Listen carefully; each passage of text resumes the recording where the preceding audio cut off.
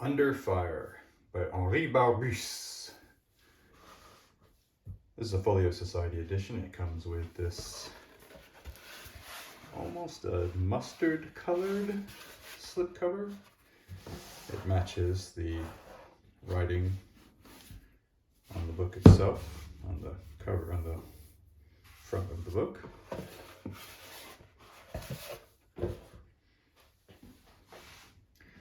This has a cloth cover that's really quite, I don't know how to describe it. It just tactily, it comes out. It's almost like a carpet or something, but a very low carpet. I mean, you really feel it. It's not like a smooth kind of paper or something like that. You really feel it. I can't quite describe it better than that, and I don't think you can see it, but it's really almost raised just a little bit. I like it. And then it's got this, the colored Under Fire by Henri Barbusse. That's the spine. Being a Folio, I'll toss that out. Being a Folio Society book, it's going to be Smith sewn binding on acid-free paper, and you can lay it flat on the ground without breaking the spine. It's not illustrated as such. It has images from World War I. The book is about, it's a novel. It's written, so Barbusse was a French soldier in World War I, and he's the one who wrote it. And it is, just trying to find some images here. And it's very much, it uses the language of the people who are really there. Those kinds of, the soldier in the trenches kind of thing. It describes really how they talk to each other, the kinds of things they did. So this is interesting because it was originally written in French and it was translated to English by an English guy, Barbusse. I'll just flip to that page here, translated by Barbusse. That's Barbusse. And he's English, so I'm not English. So the slang, there's a lot of slang and sort of just regular guy talk, but it's British slang, it's English slang. There's a lot of bloke and a lot of sort of Englishy kinds of turns of phrase, because all the dialogue between the people has this kind of slang, has this sort of, look, it's all going to say, what do you, I'm trying to find something. I wouldn't have mind that. Well, look, I'm trying to find some examples. What a load of codswallop. Okay, it says, what a load of codswallop. All right, that's not something that,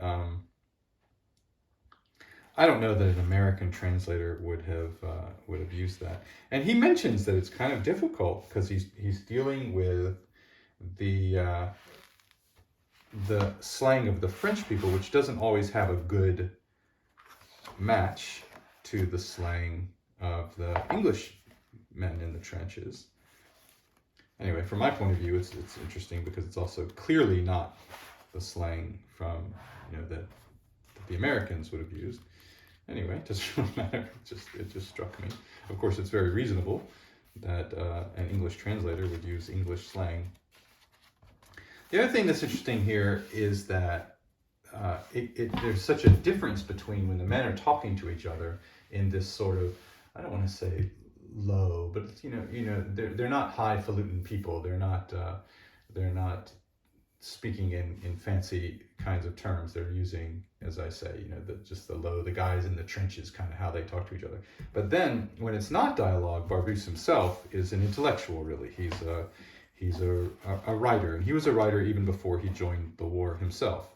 He was an intellectual among non-intellectuals.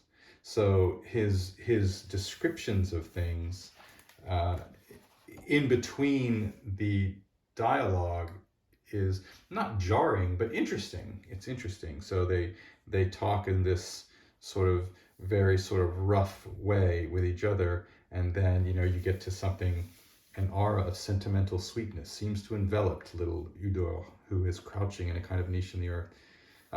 It changes suddenly from this very coarse, sort of rough language to this writery kind of literary kind of language, and that's interesting too. So yeah, so it's shut it, flat face. I mean, I don't know, shut it, flat face. That just sounds so. I don't know, it sounds so funny to me.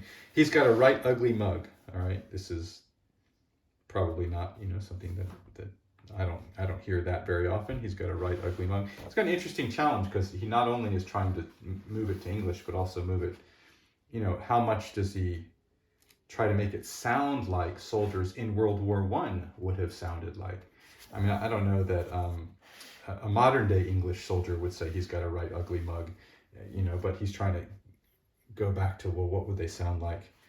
What would they have sounded like in World War I? At least that's what I think he's doing.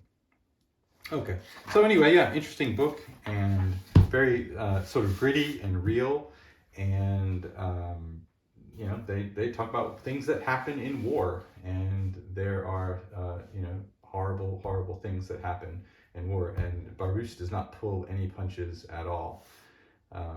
So beware of that if you're going to read it. All right, that's Under Fire by Henri Barbusse. It's a Folio Society edition. Really nice. I didn't even talk about the pages are really relatively thick. They feel good. Like you're not going to tear one of these pages. Well, I've shown you the font. So there we go. Under Fire is the English name of this book.